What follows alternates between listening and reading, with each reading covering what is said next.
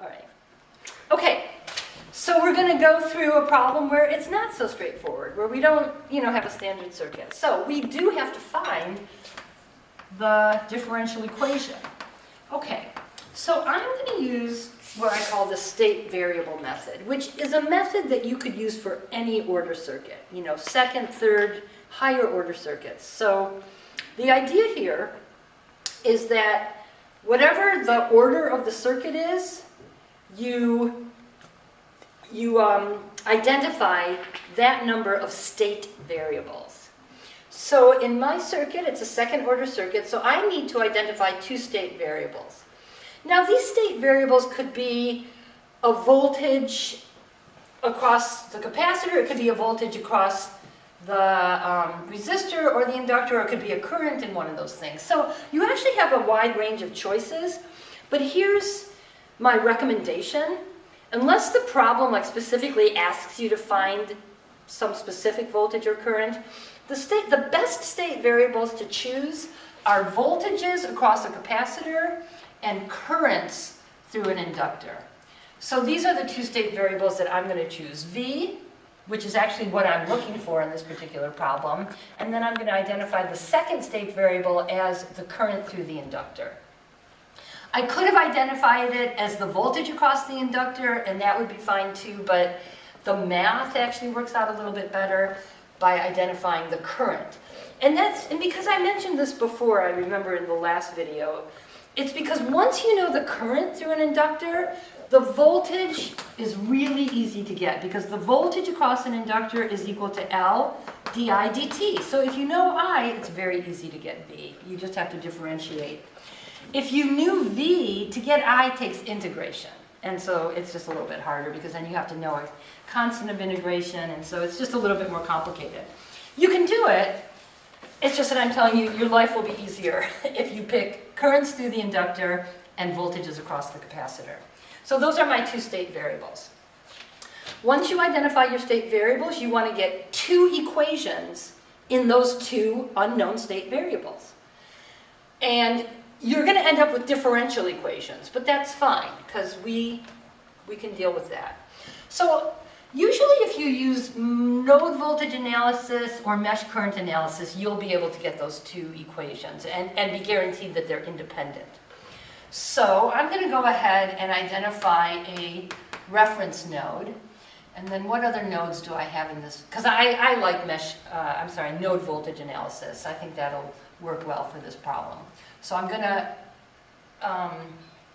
identify the three nodes that we have in the problem. This reference node, and then we've got this node, and then we've got this top node. So this top node has the node voltage V. I hope you can see that. This node here, I think I'll label that V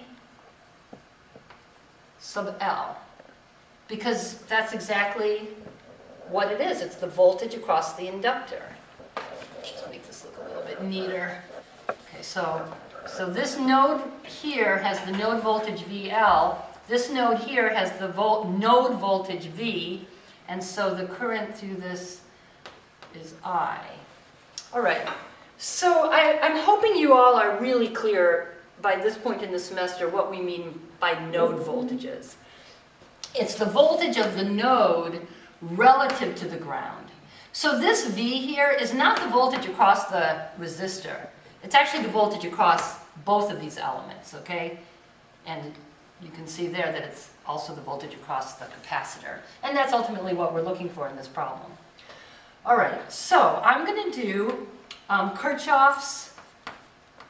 Okay, well, we're doing node voltage analysis. Okay, do like the super Kaufmyn. Draw, it's drawn. Label it, we've labeled the node voltages. We've got the reference, VL and V. And then, okay, we don't have any dependent sources, so we don't have to worry about that. And then the S is if we have a supernode, which we don't. Because remember, the supernodes come from voltage sources, and then you just kind of draw a big circle around the voltage source with the nodes on either side. Okay, so we're ready to do the last step in that node voltage analysis, which is Kirchhoff's current laws for all the non-reference nodes. So I'm going to do Kirchhoff's current law for the top node. And I think that's pretty clear what I mean. This is important to me that you actually tell me what you're doing, so please don't skip that little identification of the equation. So this equation I'm about to write is Kirchhoff's current law for the top node. So we've got minus 4 plus I plus, okay, I haven't labeled the current here, but maybe I'll do it now. I'll label it I sub C because it's the current through the capacitor. But we know that the relationship between the current through the capacitor and the voltage across it is that the current through the capacitor is equal to C dV dt, where V is the voltage across it. So this current here leaving the node, that top node, is C dV dt. All right, so this, I'm just going to put the constant on the other side. So we've got I plus C dV dt is equal to 4. So there's one equation in my two-state variables. And notice that I do have my two-state variables in the equation. One of them is in a derivative, but that's okay. We know we're going to get differential equations here. So now I'll do Kirchhoff's current law at the, let's see, for, I'll call it middle node. I think that's clear. I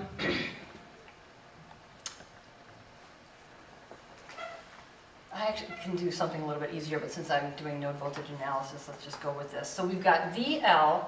Actually, let me cut this off for a sec.